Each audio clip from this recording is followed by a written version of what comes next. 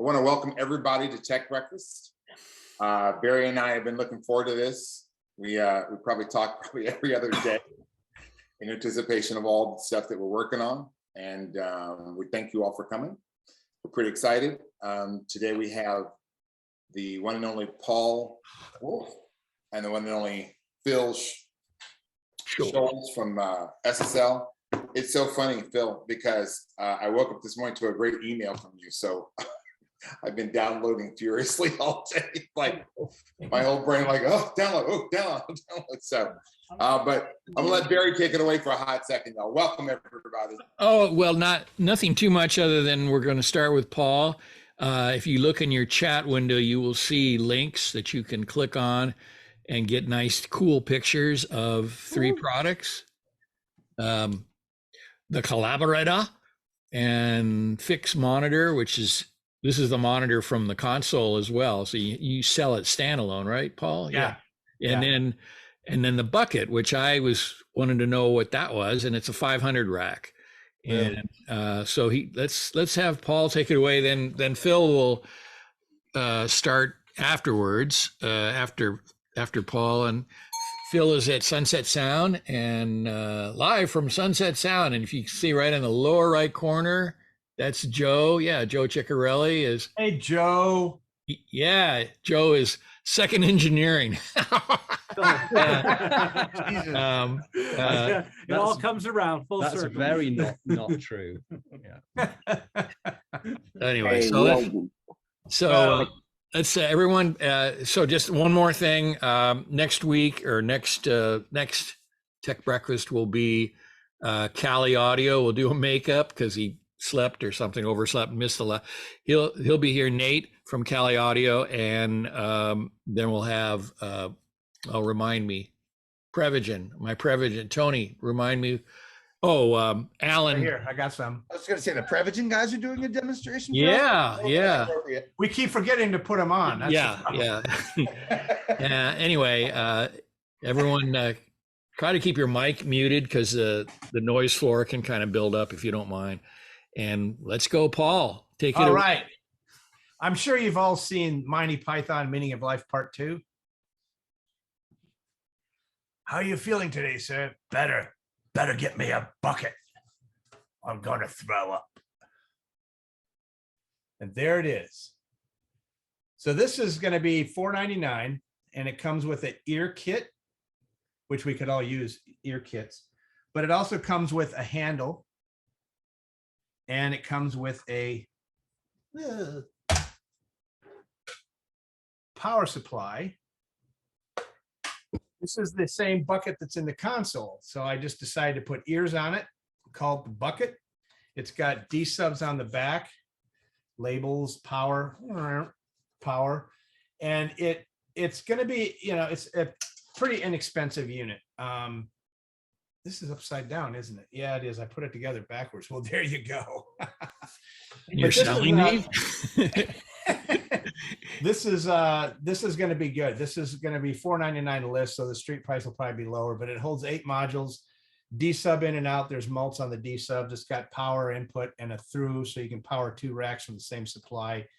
Ear kit and a handle comes with it, so you can make it either portable or rack mountable.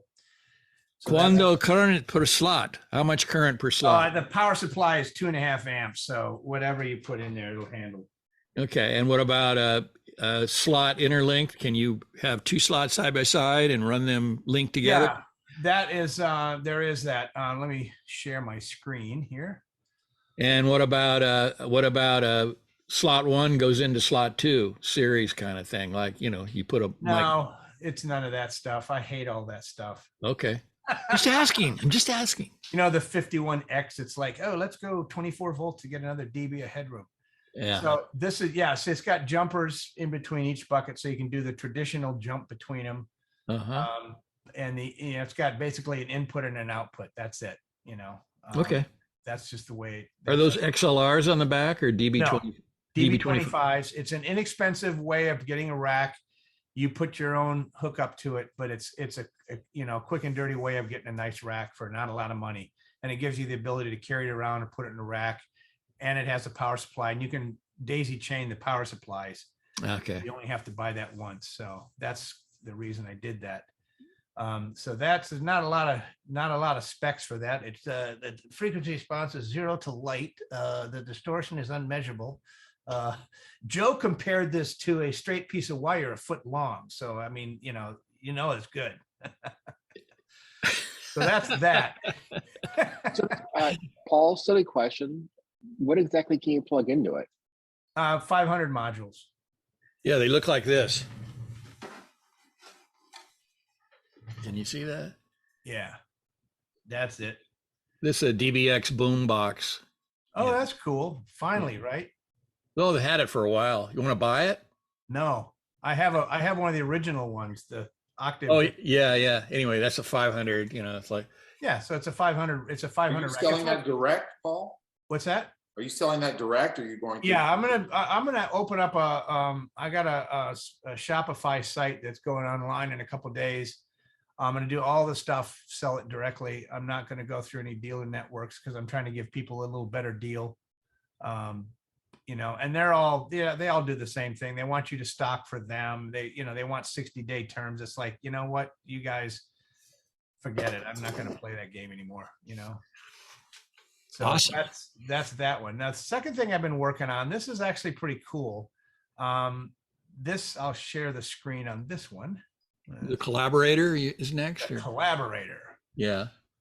So what this is, it's a really nice high definition headphone amplifier. On the back of it, it's got I'll show you that in a second. It's got several inputs and a power input, but it gives you 4 headphone outputs, and each one has a level control. But there's a talkback mic and a trim control, and then mix level. And what that does is it puts the mic into the headphones. So if you're sitting in a room and you're basically collaborating, what this does is it allows you to talk and stuff without taking your headphones off.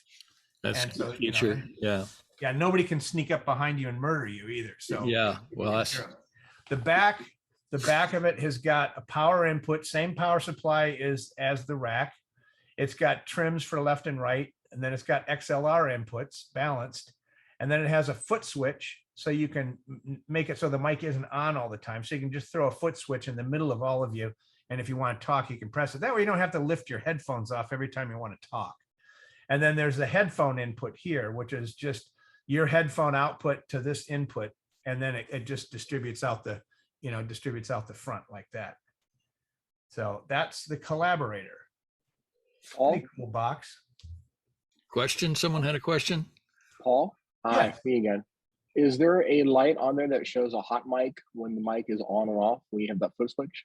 No, because this isn't, this is the type of thing that everybody can hear that the mic is on. And you're all sitting together in a control room, and so everybody's kind of working on stuff, and they're all direct. You're just trying to keep the noise down. So there's no noise in the control room. So you don't really hear anything until somebody starts talking. But if everybody stops, then and somebody starts talking, it's like you don't have headphones on, So What's the there's cost of this? What's that? Paul? That's $499. Same as the rack. So that, yeah, I mean, it's a cool box. I'm also working on a headphone amplifier that I'm going to call Me More. More me. Yeah. Is that Collaborator have a threaded on the base, threaded so you can screw it onto a mic stand? That is the first revision of it doesn't, but per your suggestion, the new revision has the mounting bracket for them. And how is it powered? Is it a wall wart thing, or is it power supply? It's the same power supply as the the rack. line which lump. is, it's the same as any, because when I originally did the lunchbox, the power supply pinout is the same that everybody uses, except of course PMI. They reversed minus and 48. So if you plug that into something, you'll burn everything out in it. Yeah. But it's that same power supply. So if you lose a power supply, you can grab one that's pretty common. So that's how that works. Then Looks nice. This is something I've been working on for a while. This is the fixed monitor. Whoa, there you go. I just put it together. This is the fixed monitor. And I'll put a picture up on the screen so it'll be easier to look at. Yeah, by the way, someone asked about the links, repost the links. They're still there. Yeah, they're still there. We don't see You them. have to grab them, just have to shoot up. Well, you have to scroll upward probably. No, they're Um, only there if you were signed in at the time of when they were posted. I'll For the redo them. rest of us, we don't see them. Is that right? Oh, well, I guess That's how- early is on that's how Zoom time. works. Yeah. That's What are a that's a Zoom. I'll remember that. That's a Zoom quirky. Huh? Yeah, well, you know what they say in Hollywood, early is on time and on time is late. So Yeah, you're I'm just saying. just saying. So this is the fixed monitor. This is designed to go into my console, but you can use it for anybody. So as you can see, the first three are stereo A, stereo B, stereo C, and Grandmaster. That goes with my console. Also, the stereo A input flips over to solo. If you press the solo button on the console, you can wire it internally to it. Then it has 4 external inputs, and then the fourth one is also in parallel with an 1/8 inch input. Then it has a Bluetooth in, which allows you to attach. You can attach up to 10 units, and everything is, you select that as the input, and then the BT configuration button that pairs you or unpairs you or dumps all the connections in it. Then you got volume up and down, and that if you press it and hold it, it fast forwards just like a Nice. regular controller. Nice. And the headphone input monitors the output of the control room, and you can set it. You pull this panel off, and underneath it is a sub panel. There's jumpers that you can set this for pre or post control room pot. So if you're doing a lot of stuff on your own, and you want to have that as your main controller for your headphones, then you can Right. post. If you switch it to external, then you can also plug in a Q mix into it and monitor it. Then off to the right, there is a Q. There's 4 Qs, and what that uses is it uses the Yamaha AES EBU pinout for D-sub cable, which gives you 4 XLR in and 4 XLR out. And what you do is you take your Q system, 4 Qs, plug it into this, and then plug this into your amps, and then now you can talk to those 4 Qs, and then you can also click them and monitor them, so you can set them up in the speakers. And then you've got a talkback level, mic trim, LFE level, and then you've got a talk and a dim. The LFE is just a straight output. There's no LFE management. It's just another output. And then you've got talkback and dim, and you've got the dim is set for like -20. And then you've got 3 speakers and an LFE button, so you can enable or disable that. The back of it, let me kill this.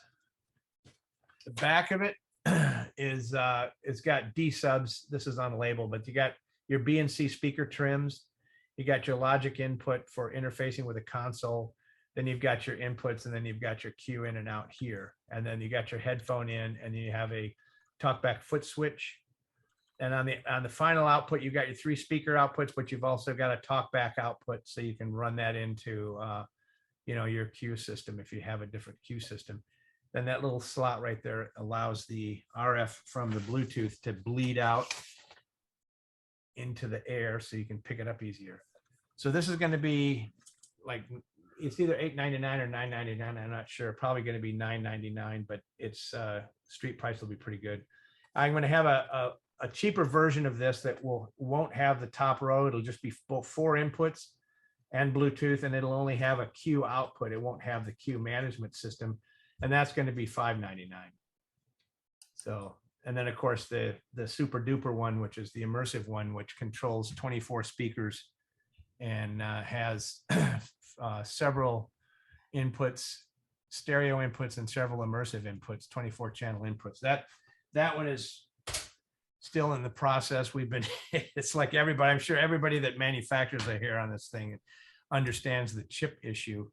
So we've had to redesign it for 3 different processors because they aren't available. Some of them are 66-week lead times. So What? yeah.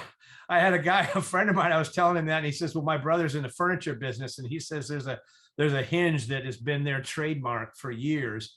He said they're a 3.5-year lead time.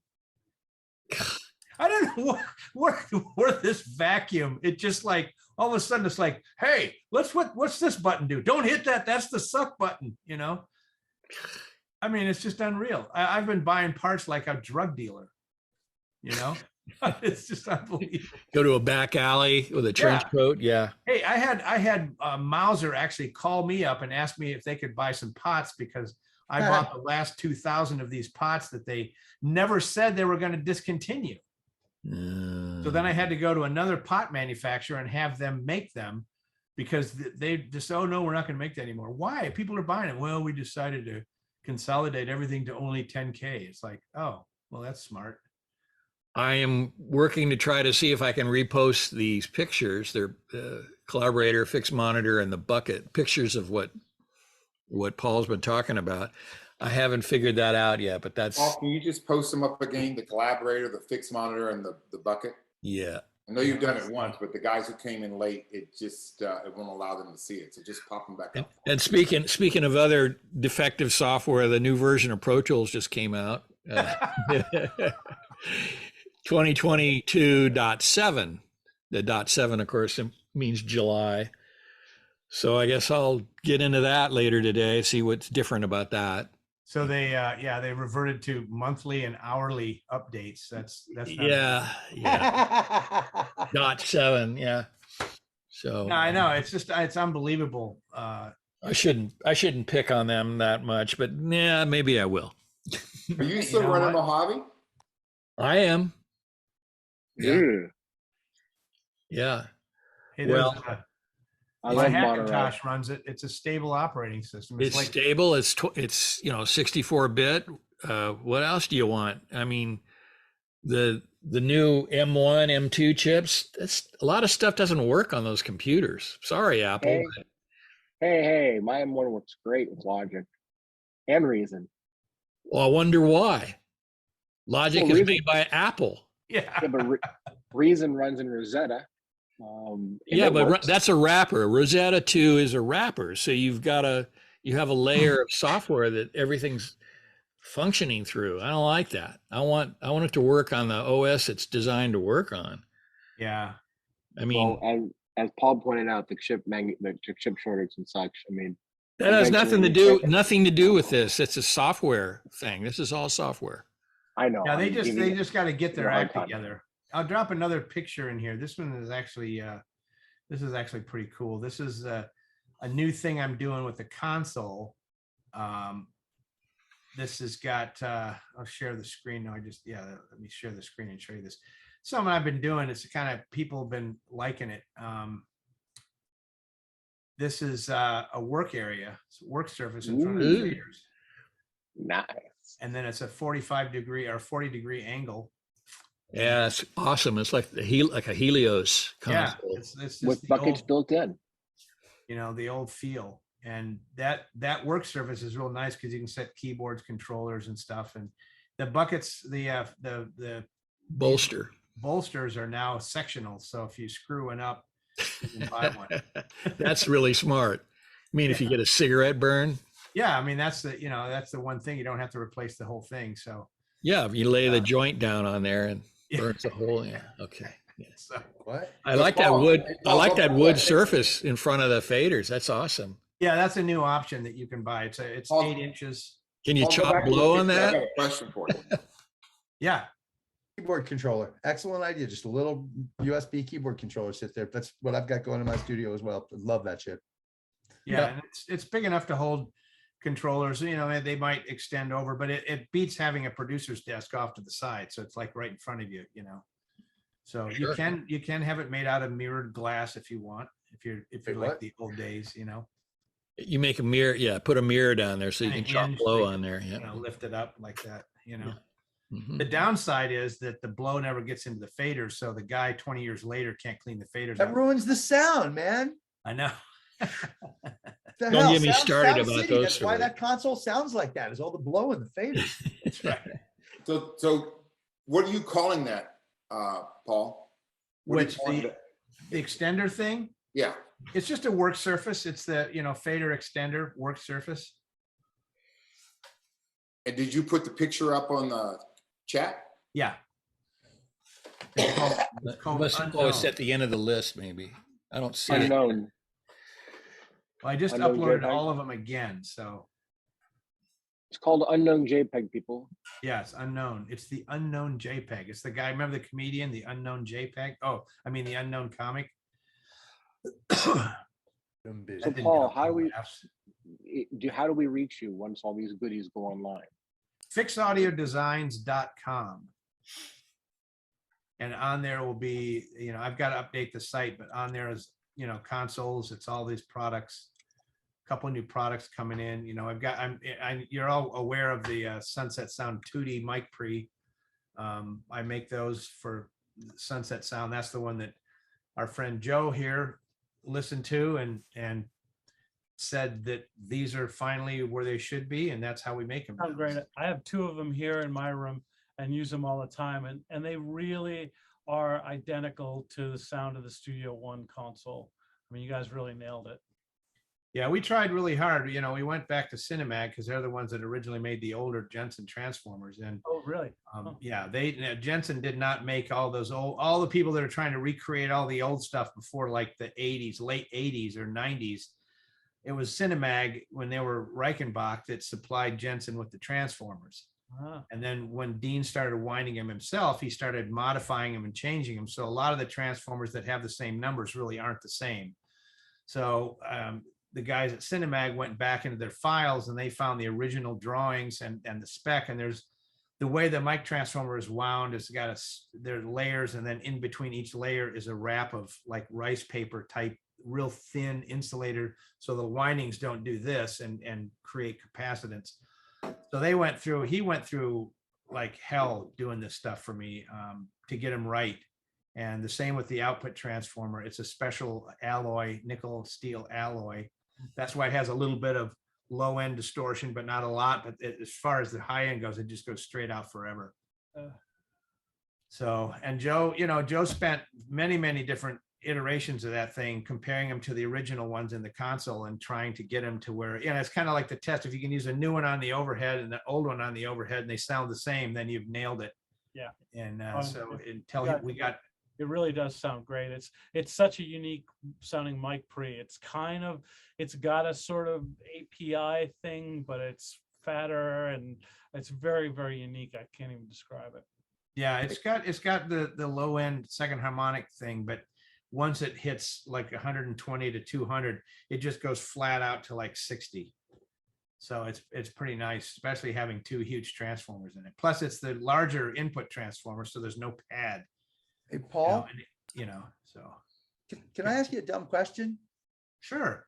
I was looking at your website to try and find who your dealers are or whether you sell direct. I don't see any indication anywhere on your website that you actually sell your products. We don't. We just, it's a Colombian front. Huh? No, seriously. Front. No, the Shopify store is going online soon. I just set that up, and most people just send me a form and they ask me because up until now I thought you were direct. You're direct only, right? You don't do anything with dealers. No, I mean it's dealers can buy the stuff, but I'm not going to have exclusive dealer networks anywhere like that. I mean they're not doing what they used to do. I mean Vintage King used to be totally behind everybody. Same with studio consultants and stuff like that. But everybody, there's no loyalty to them, so I don't have any loyalty to them. So yeah, we're inclined to agree. When I do Matt McGlynn's Roswell stuff, we have maybe 1 or 2 dealers that we do business with. We'd rather, it's just easier, better to be doing that stuff direct. Only the cloud lifters still have dealers. I don't even know for how long that's going to be. Well, just bring something to the table. Period. Besides stock and price. And even these days, not even the stock. It's like, I'll talk to somebody for like half hour about a microphone, and then I'll get a phone call from dealer A going, "Hey, can you drop ship this mic for me?" Yeah, drop ship. I'm not going to do that. It's like you buy it from me or you don't. If you want to sell stuff, you stock it. I'm not going period to anymore.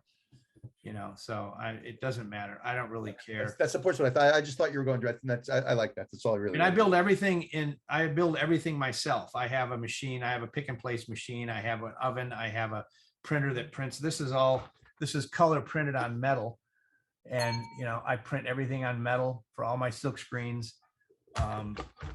I have a couple people that do the through hole stuff, but short of that, I do everything myself. So it's 100% in my pocket. So that's why I can bring the price down. I mean, the console is half the price of some of these others, and it's still a great sounding console. So handmade. And handmade. It's got my fingers prints all over it. Does anybody else have any questions for Paul? No? So you all know everything now? Hey, Paul, I Everything there is just to wanted know about fixed audio. Awesome. Thank you Hey, so Paul. much, Paul. Oh, Paul, wait, Joe's got something. I just wanted to tell you that I use your phaser and flanger plugins all the time. They really sound good. And maybe kind of my favorite, or at least my go-to, my first stop if I'm looking for a flanger or phaser, they really sound good. They're very close mimics of the analog one. I'm actually coming out with a doubler foot pedal for guitars. Wow. Cool. That's the same technology, but the soft tube guys really spent a lot of time, using the Bucket Brigade delay and modeling it, because the trick to the doubler and the flanger was the fact that once you go into the Bucket Brigade, you can't do anything to it until you come out. Huh. And that's the Right. key to the doubler. The doubler can do doubling down to 3 milliseconds without a flanging tone. Wow. So, I mean, you drop it, if you buy it, just drop it in an insert exactly how it is. Uh-huh. And you'd be surprised. I did a vocal for Tony one time. He sent me Shalea's voice and he said, I need to double this. And I said, here, and I doubled it and sent it back. And he was, hang on, I'll show you how I handle this. A Crosby, Stills and Nash tune. Yeah. But I mean, that's, it sounds like you double tracked it. I mean, it sounds like, running a tape machine at 60 IPS, because it has that hissy sort of wandery effect to it. But it's as close to real doubling as you can get it. And if you use the side chain, I don't know if you know about this, Joe, but the side chain if you put the audio into the side chaining, you can also bend the pitch a little bit when it gets louder. Oh, wow. Seriously? Yeah, so like, because most singers sing flat when they really belt it, they drop in pitch, so that's the thing. And the flanger is truly 2 50 millisecond delays passing each other. It takes a lot of delay compensation to work, but it's No, it does work well. it's the real shit. And it has servo bounce and everything like a tape machine. And you can hook it. I actually have a Variac MIDI controller that I made for it. So you Wow. can actually very speed the tape machine with a Variac. Yeah. Nice. Anyway, I'll hand it back to Barry. Thank you all. You're welcome. Thanks. Thank you, Paul. I put the link in the Barry? chat. Yeah. So we're coming up here, and now I want Phill Scholes going to come in with hopefully Joe Hangs, who has been using this new product. Take it away, Phill. SSL. Thank you, sir. Appreciate that. So yeah, there's a few things I want to talk about today. Main reason why I'm here is this new compressor that we come out with called the Bus Plus. You may or may not know, we actually discontinued the classic 1U SSL bus compressor a couple months back for a variety of reasons. The main reason is Brexit. Don't want to get too much into what's going on in the world, but essentially Brexit forced us and many other manufacturers to kind of have to recertify products for sale in Europe. So we took a look at the product range and decided some of them didn't make the cut. And so the classic SSL 1U bus compressor is no longer available. We were kind of finding that was a $4,000 product as well. And that very much was, a tall order for a lot of people these days. So we wanted to come out with something that gave first and foremost that classic bus compressor sound, but did a whole bunch more, and also was a lower price point. So what we did was basically went back to the drawing board, included the classic circuitry, and then did a whole bunch more as well to make it more appealing to people.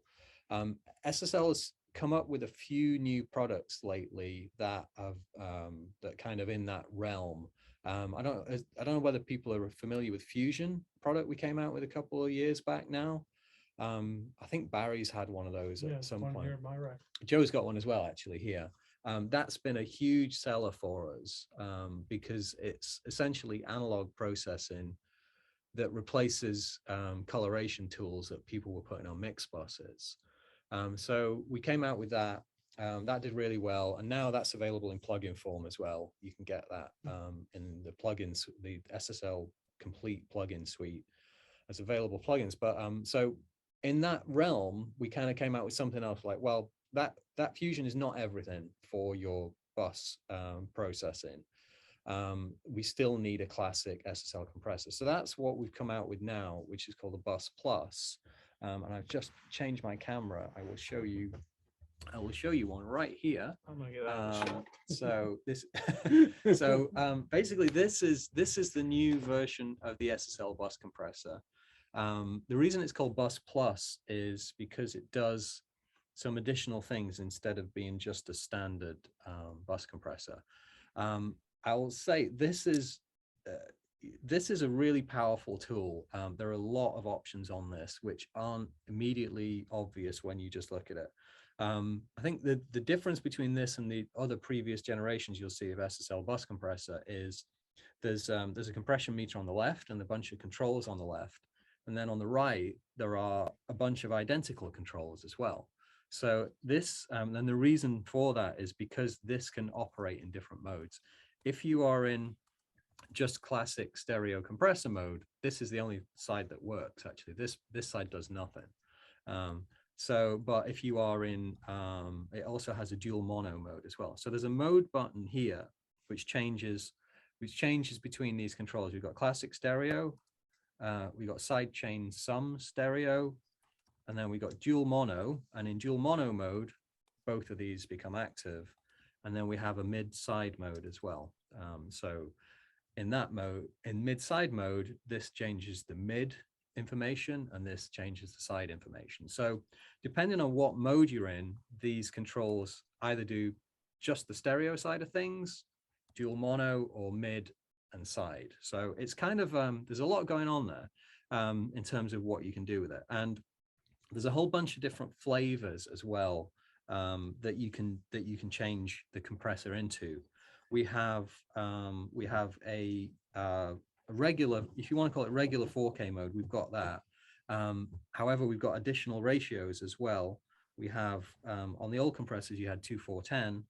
Here you got 1.5, 1.3, 1.5, 2, 3, 4, 5, 10, 20 on the standard compression. And then you've even got negative ratios as well. So there's a whole bunch more range of operation than you've got on a regular SSL compressor. Another interesting thing about this is these are all stepped pots as well. So in terms of your ability to set this, you now have very precise matched controls. So you've either got a 12 position pot, or I think you've got a 31 position pot, depending on the function of it as well. So you've got a much finer degree of recallable pots, and recallable not in software but in terms of hardware here. So there's a lot. There's the traditional controls, threshold attack, ratio, release, makeup, but you've also got a mix control as well. You've got a dry wet mix control, which Joe and I were just talking earlier. Yeah, that's I wish every single compressor had that. It really makes life so much better, just dialing in a little bit of the uncompressed signal. I find I can push the compressor a little bit more, and it's great. And having the 3-to-1 too is a favorite of mine, because you always sort of set the ratio and attack and release by the groove of the song, and sometimes 2-to-1 for me is a little too soggy, sometimes 4-to-1 is a little too hard, but 3-to-1 seems to work really great. And now I've had this for about a week now, and I'm pretty blown away. The little 4K setting mode works great. It definitely feels like a little bit more like a console, like the console SSL compressor. And I've just started to get into the dynamic EQ, which is like for dance-oriented tracks, for electronic tracks, sounds amazing. It's a pretty impressive unit. And I'm not being paid to say that. Cool. Okay, so yeah, Joe just mentioned that basically, in addition to, so we got the compressor settings on the left-hand side. There's also the makeup gain here. There's a few soft control. I don't know whether we can just switch back to the camera if that's okay, Barry. That's possible. Cool. Okay, so if we look at this unit itself, on here, there's a makeup gain control, and this is in 1 dB steps. If we press this button, we can actually change to be fine control. So if I press and hold this now, I'm in fine control, so it goes in ½ dB steps. So there's a couple of things that you can do with this to change functionality. So one of them is the fine control. The other is we can change the compressor to be pre or post the dynamic EQ.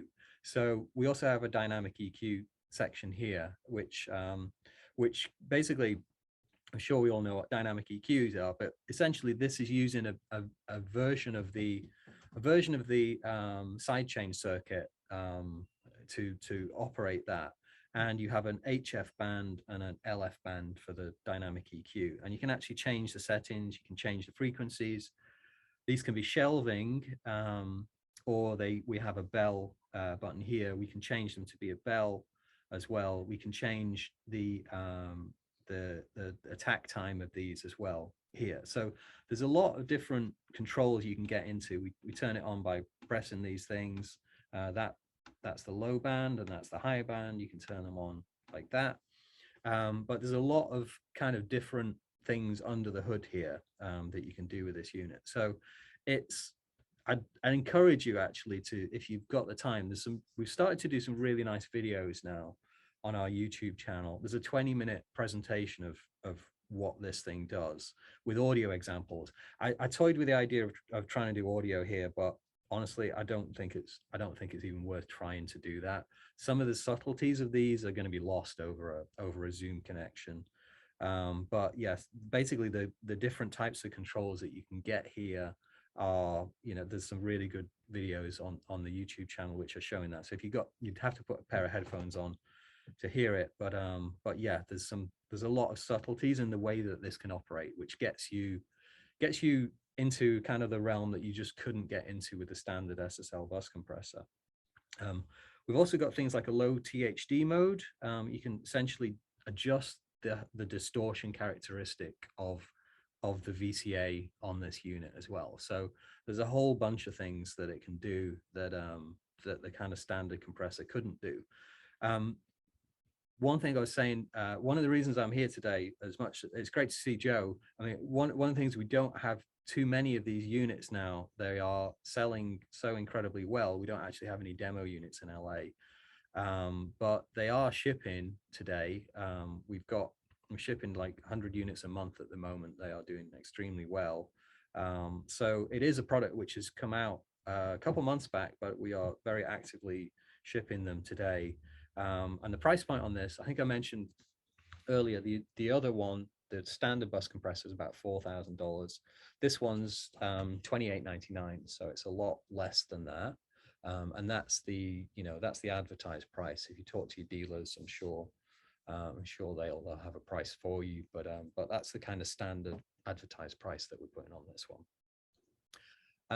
So any questions about it? Looks really good. I mean, it's a solid looking unit, Phil. Yeah. I mean, Yeah. And feature rich, Yeah. Tony, it's I've had it for, I don't know, a week, and it's pretty impressive what it can do.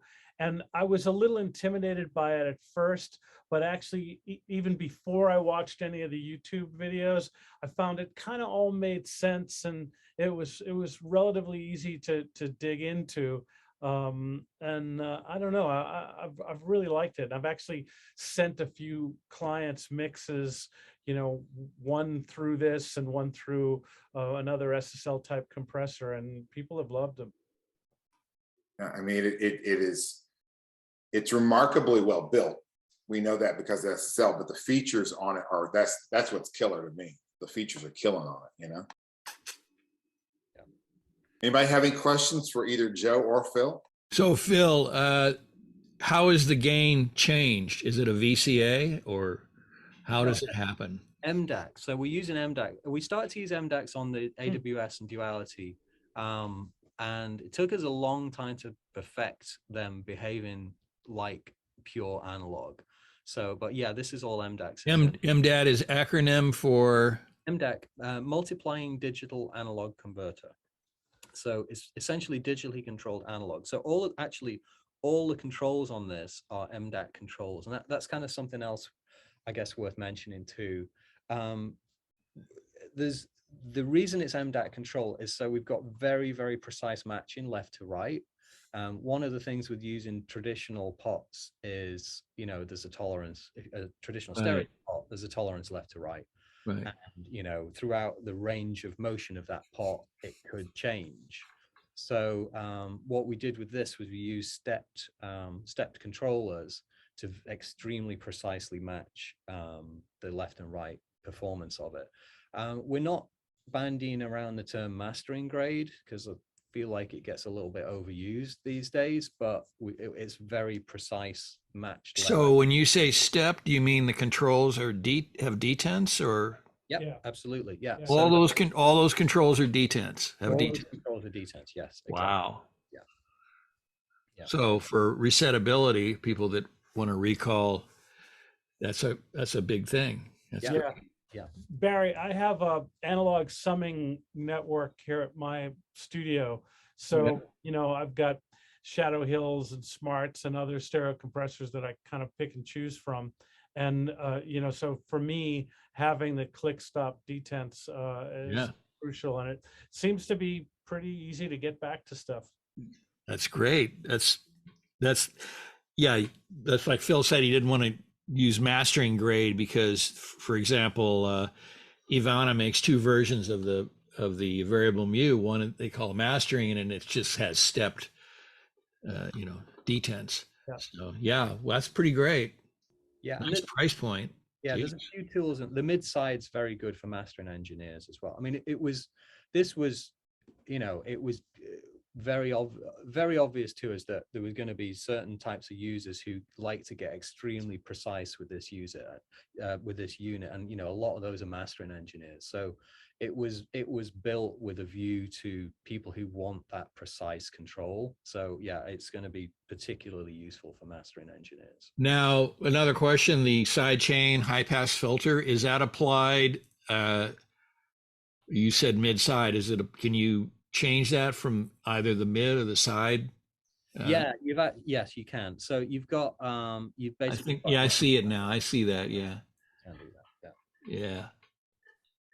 I got a quick question for Joe, if you don't mind. Sure. So you'd mentioned that that this sounds really good on electronica or something like that you'd mentioned. So is this going to sound familiar to me, like the stereo bus compressor in the console that you use to squash to get that really nice tight radio play electronica sound? I'll say that the box, I think, sounds better than the old console. It didn't sound as dirty, as crunchy as the old 4K. But the compressor seems to work the same and do the same thing. Like, what was great about those console compressors and the first G, whatever the rack was, not the G series, the FX384. Yeah. So to me, the way that it took mid-range elements in the mix, like especially guitar heavy records, and glued it all together was the thing. And you'd always have to be careful, because if you went too far, then your guitars got lifeless. But to me, the mid-range glue of that compressor was pretty great. And no question, this does it. And for me, having more attack time and release time variables, that makes a difference, because sometimes you'd want to use the auto setting on the console, but it was a little too slow. And I don't know, so far I've tried this on a Tegan and Sarah track, I've tried it on a Morrissey track, I've tried it on a Oxbow, which is this band, this very kind of arty punky band. So, and it's worked pretty well with everything. It's pretty great. Cool. Yeah. What's the cost? Thank you. Cost $28.99. Can it be used by itself as a standalone, or do you need to plug it with something else? Just standalone. Standalone. Yeah. If I can let me just move. I'll move it around. So I'll move it to the back. So let's trying not to. It's got rack ears. Yeah, basically just XLR in and out. That's it. XLR in and out and a power switch. So in and out, and then we got the sidechain inputs. 2 sidechain inputs, and then you've actually got a external send, so you can send the sidechain signal out if you want to use that on a separate EQ or a separate unit, basically. So yeah, just XLR in, XLR out. That's it. Is there a software version of something like this coming out by you guys at some point, or are you strictly hardware? Right now, strictly hardware. We've not even talked about that at the moment. I mean, that was something that we did with Fusion, but we only did it with Fusion 2 years after we launched Fusion. So for the next couple of years, at the very least, it's just going to be a hardware unit. And there's a lot. I mean, I think the kind of interesting thing about this is some of the controls that it does, some of the flexibility that it does. You will already find a dynamic EQ in a plugin form from a bunch of people. You don't really find many analog dynamic EQs. So we really wanted to keep this for those people that appreciate the kind of analog nature of some of these things that we do. So yeah, for right now, it's going to be just hardware only, and there's no plans to make it anything else. One more question. Is yours a strictly solid state, or are there tubes inside it? No, all solid state, yes. No tubes inside this one. No transformers either. That was another discussion we had. There's no transformers. We're using the compressor is a VCA compressor. We're using the DAT compressors. Those are what we use for years now. And we very closely match it to the original designs on that. But yeah, they're all solid state. Yeah. I was just asking. I fall into that electronic composer category since at least 1999, and I've not gone with anything hardware since 98. Really, 98, 99 is when I made the exodus to go all virtual stuff. Okay. So I was just considering, or asking the question, would I need or want to buy a piece of hardware like this? I mean, it sounds great for what you're describing, especially the gentleman on your right. I didn't catch his name. Yeah, Joe. Hi, Joe. So, the question is, I mean, for what I do for a living, $3,000 to buy a piece of hardware, and Paul tempted me with a Hackintosh with some great cores. I'm just trying to understand, other than being an old school lover of analog, what would be some of the main benefits? Because as it stands, basically, I would have to run my laptop out into it and then it back into my laptop, essentially. That's right. Yeah. Yeah. I mean, I think, for us, the, ultimate sonic quality is, is especially for compression circuit, and the subtleties of it of what you gain from this.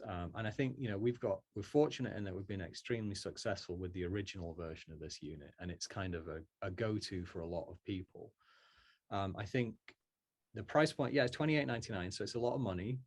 It's like, as I mentioned, it's still significantly less than the other version of this, the original version. And I mean, even now you can see used units going for, I've seen them at 4,500 for a FX 384 now, which is a lot of money for what that unit does. It's a great unit, but it doesn't do too much. Whereas this, the idea is it does all that does and a whole bunch more, and it's approximately half the price of that. So Phil, it does use that Corp, a 2181 that Corp VCA. Okay, you said MDAT. So sorry, MDAC is the gain control. Yes, so MDAC is the levels, but the VCA is, that's what I wanted to know. What's actually changing the gain? And you said MDAT. Sorry, the gain of the compression circuit, or the gain of the what makes the gain, the throughput of the box go up and down? A combination of MDACs and VCAs. So the compression is VCA. Okay, that's what I wanted to know. You say you do have a that Corp 2181. Okay. Yeah, and that we've used the 2181 is what we use in all modern SSLs. Right, I know. I could do a whole presentation on I know which VCAs we've used, but for the past 20 years, it's been that 2181. And then this has 2 modes as well. it can be used balanced. The VCA is balanced topology for that kind of modern Sheen SSL sound, which is what you get on the AWS and the Duality.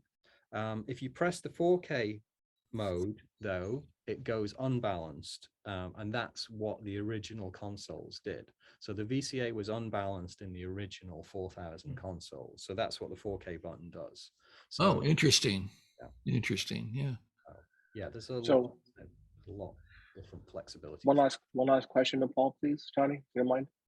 Yeah, go for it. So if someone were to rebuild a hardware studio, from scratch, and I'm going with the approach of, how many, what's the bare minimum or the skeleton number of clubs you can play for golf, for an example, would your SSL rack be one of the crown jewels that somebody would want to have in a bare bones studio? For me, yeah. No, I've gotten addicted to it. And, no, honestly, I do, a lot of different types of music. Sometimes I'm mixing rock stuff. Sometimes it's glossy pop stuff. Sometimes it's things that are more programmed. So I still love the sound of analog gear. I have an analog summing network that's my stereo bus. And given the sound of the track, I choose between Shadow Hills or an Alan Smart, or I have the SSL Fusion. It just, to me, they're all colors, and it's just you pick the right one for the track, for the song. And I don't know. I mean, it's like, I'm not letting Phill walk out of here with this unit. I told Phil Wagner I'm buying it, like send me an invoice. So for whatever that's worth, and I'm not trying to be a salesman here for these guys, but I mean, I'm pretty impressed. Awesome. Anybody else got any more questions for either Joe or Phill or? Well, I was going to say, I got another two quick plugs when we're done with questions on this unit. Yeah, go for it. So plugs or plugins, as it were. We got a new plugin out today, which you may have seen. I was in the car on the way down here, and I just quickly checked Facebook. I'm like, yes, it's out today. we're coming out with plugins about once every 2 months now, it would appear. And today's the day for one of those. It's called X Limit.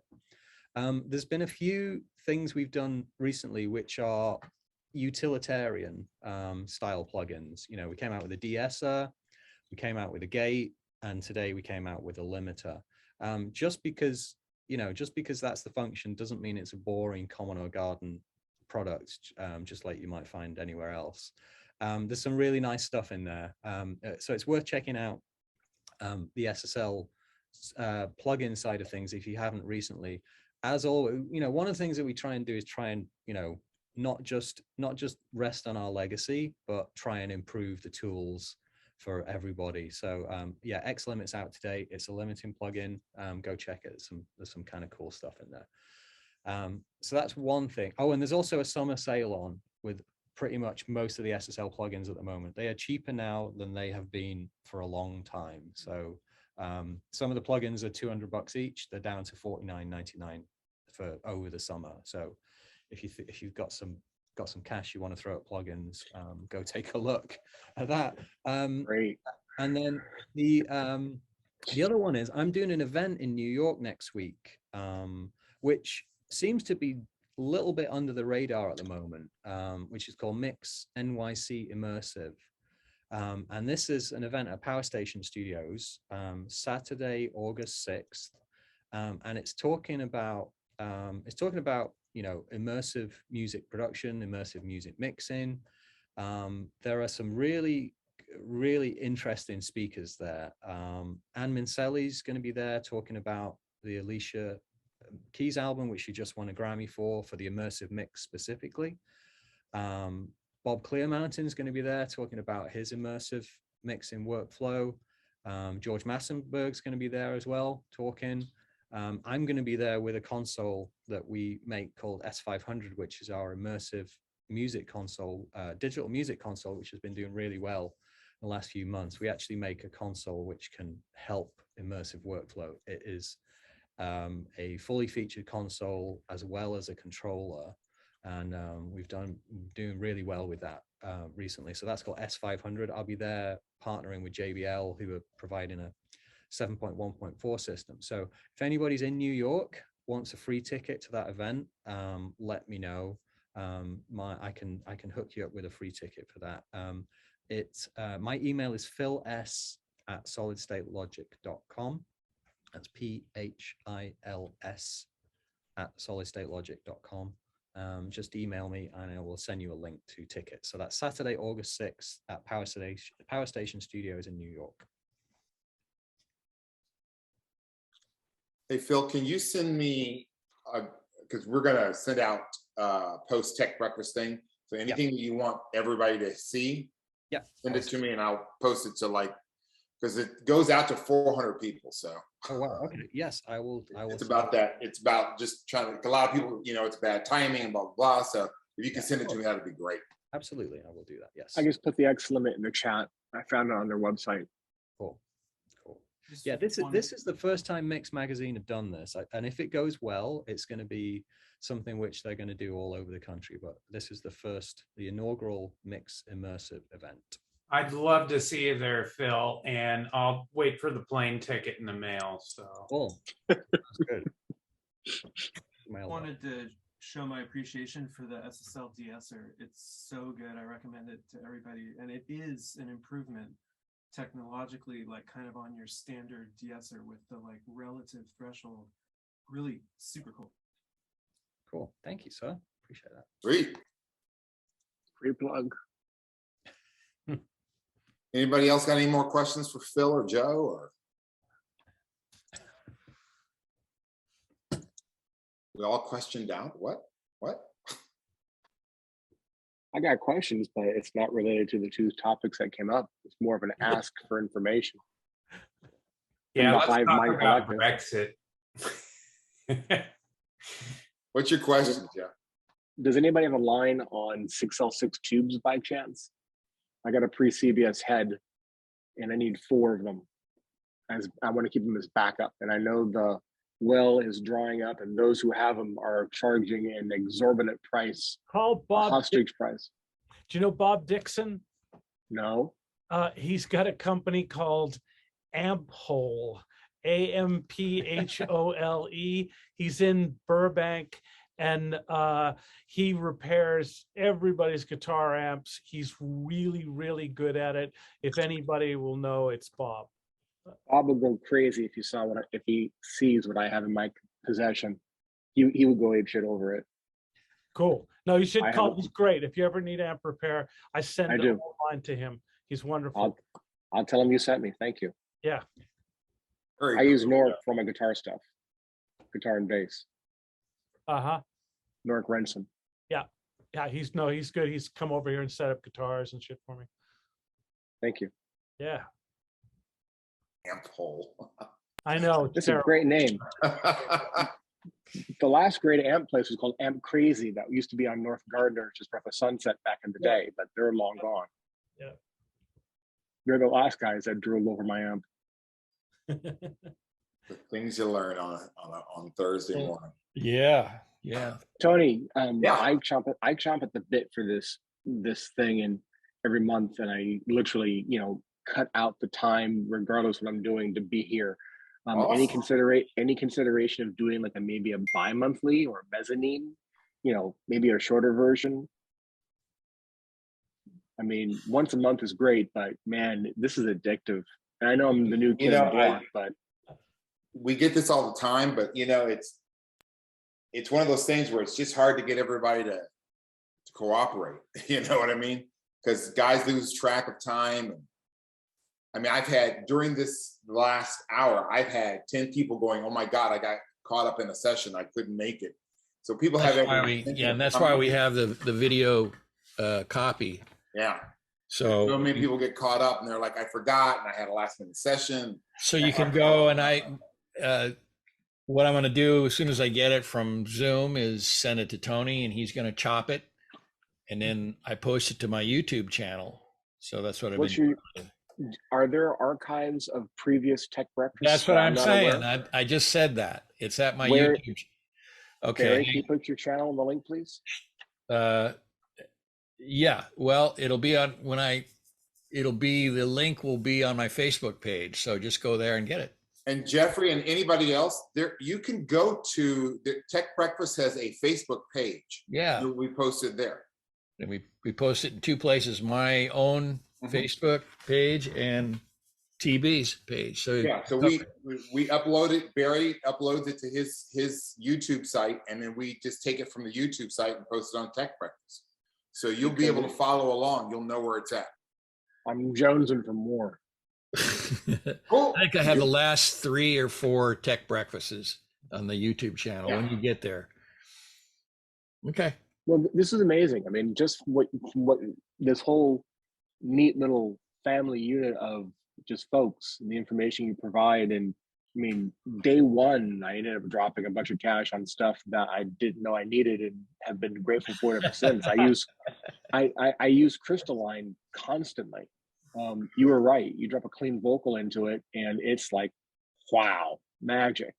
And I was using a different tool that I sent you in a LinkedIn chat, and Crystalline's just been like mind blowing. And I'm looking at SSL's plugin page, and my head's going like, "Wow, I gotta buy all this now."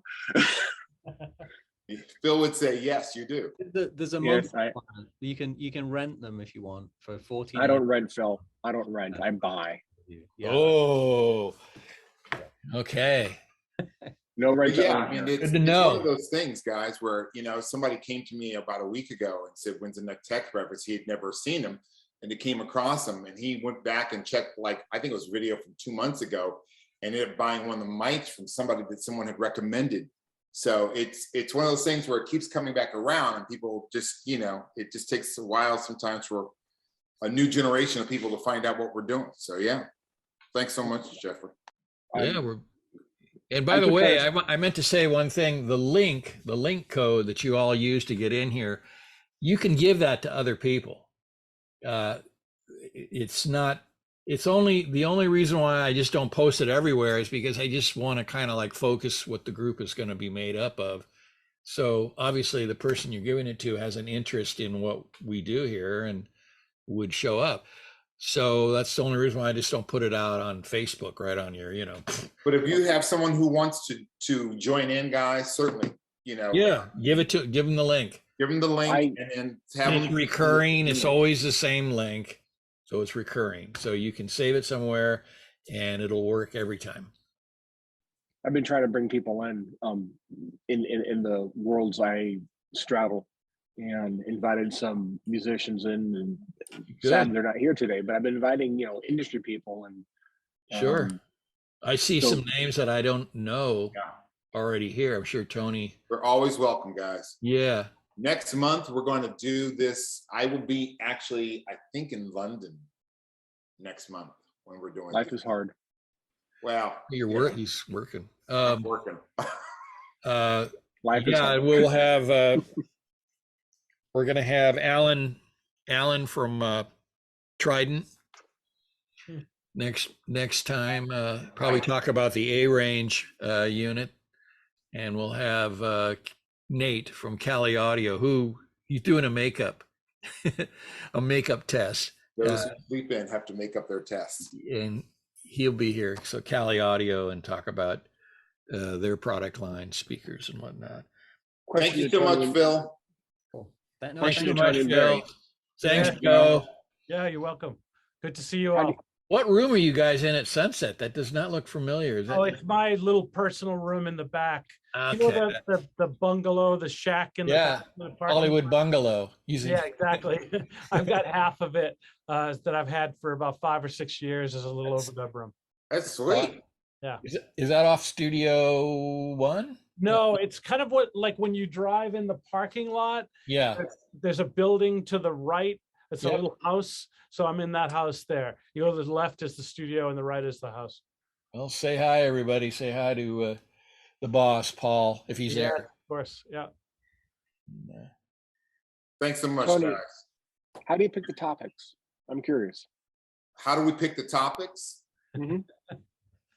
It's a long story, but before, during, and after this, Barry and I sit down and talk, and we try and find who we like, who we think would be interesting, because not everybody who has a product is invited to the show, if you know what I mean. It's just, we have to make sure that it's a cross section of people who really can and speak well. There was one person who shall remain nameless, and they couldn't talk their way out of a wet paper bag. And I'm like, man, I can't have you talking to 30, 40 guys like this, this him and hawing and whatever. Yeah. You have to be able to speak intelligently about your product, or else these guys will rip, not that they'll rip you up, but it's just,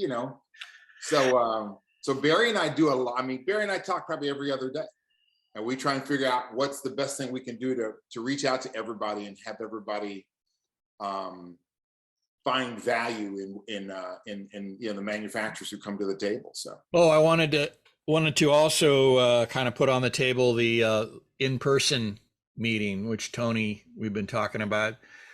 This tech breakfast used to be held at a local restaurant here in Old Cafe. Yeah, and since COVID, that kind of put the kibosh on that, but we want to start back up again. I don't know, Tony, have you?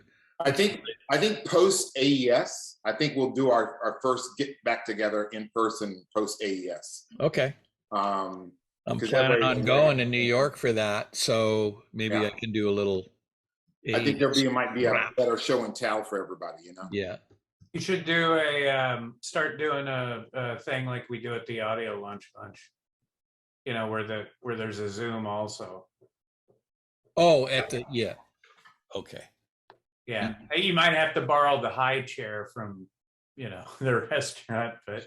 Well, they have a big flat panel TV in there that I've used. Actually, I used last time.